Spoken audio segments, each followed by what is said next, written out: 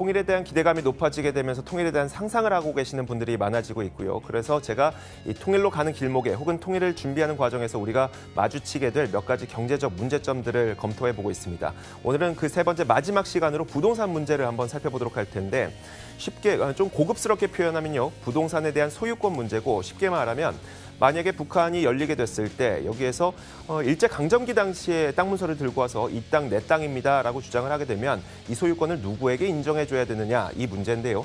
사실 이 문제는 여러 가지 까다로운 상황을 많이 발생을 시킵니다. 먼저 현 점유자와 원소유자의 문제. 분명 나는 이 땅에서 한 30년이고 50년이고 살고 있었는데 갑자기 한 80년 전에 땅 문서를 들고 와서 당신 나가라, 이 땅 내 땅이다라고 하면 원래 땅 문서를 들고 있었던 그 사람의 소유권을 인정해줘야 되는 것인지 아니면 내가 한 50년간 여기에 살고 있었으니까 이 점유자에 대해서 소유권을 인정해줘야 되는 것인지 이런 문제점들도 발생할 수 있게 되고요.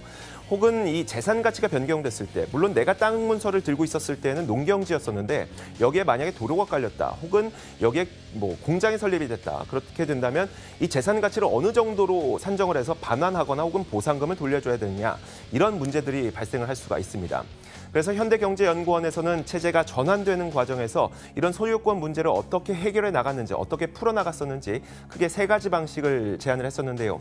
독일에서 사용했었던 원소유자에게 땅을 돌려주는 반환 방식이 있었고 헝가리에서 채택했던 원소유자 보상 방식, 혹은 러시아에서 채택했던 무반환, 무보상 원칙 이런 것들을 세 가지로 정리를 해봤습니다. 한 가지씩 한번 살펴보도록 하죠.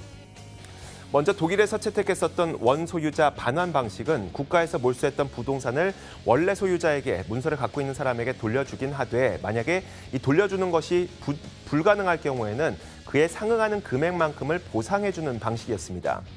우리와 같은 이제 법치주의 국가 혹은 자유시장 경제에서는 이 방식이 당연하다고 생각을 하겠지만 이 방식에도 상당히 많은 문제점들이 발견이 됐었는데요. 먼저 현 점유자와 원소유자 간의 마찰이 너무 발생을 많이 하다 보니까 재산권 반환 청구 소송이 급증하게 된 겁니다. 이 땅 분명히 내 땅이다라고 하면서 소송을 걸게 되고요. 그리고 현재 그곳에서 살고 있었던 사람은 내가 지금까지 살고 있었는데 이 땅은 내 땅 아닙니까? 라고 하면서 소송과 마찰이 많이 발생을 하게 됩니다. 그러다 보니까 이런 소송과 마찰을 해결하기 위한 막대한 행정 비용이 발생을 하게 됐고요.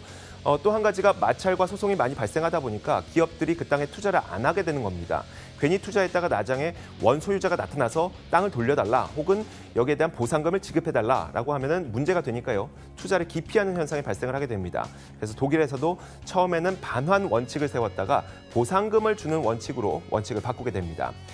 헝가리에서 사용했던 원소유자 보상 방식은 장단점이 있었는데 원래 소유자에 대한 재산권을 보장하면서 현재 점유하고 있는 거기에 살고 있는 사람들의 점유권도 보장을 해줄 수가 있었습니다. 그러다 보니까 사회적 비용이 감소했고요. 투자 기피 현상도 많이 축소가 됐습니다.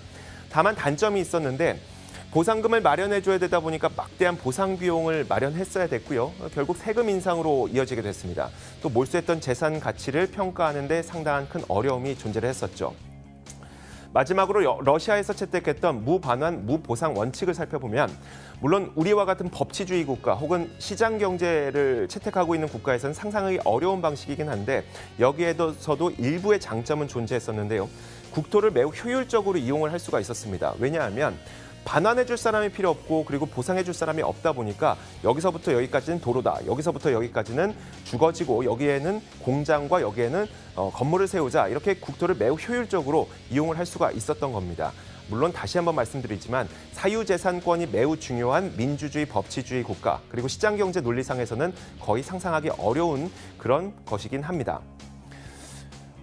물론 제가 오늘은 여러분들과 함께 소유권에 집중해서 이야기를 하긴 했습니다만 소유권 문제 말고도 부동산과 관련해서 풀어야 될 문제들이 상당히 많은데 예를 들어 예컨대 지도계층이 부를 착복하는 문제를 어떻게 막을 것이냐. 그러니까 북한의 지도계층이 알토란 같은 땅은 본인들이 가져가고 별로 쓸데없는 땅들만 분배를 하는 이런 현상은 어떻게 막을 것이냐. 또 사회적 비용은 어떻게 최소화할 것이냐.